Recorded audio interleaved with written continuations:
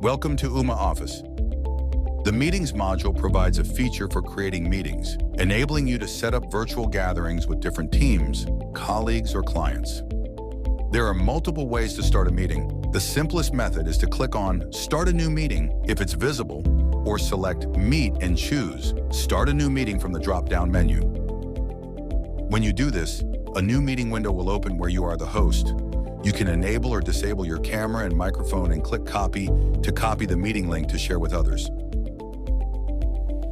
You can join a meeting created by someone else using its meeting ID. Simply click on Meet and choose Join Meeting. You can also start a meeting in your personal meeting room. The key difference between a regular meeting and a meeting room is that your meeting room has a fixed, unchangeable link. In all other aspects, there are no differences.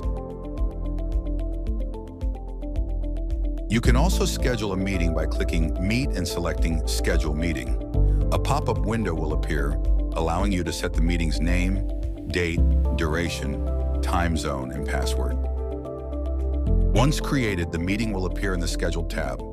By selecting it, you can start the meeting immediately, edit its details, add it to your calendar, copy the invite link, or delete it.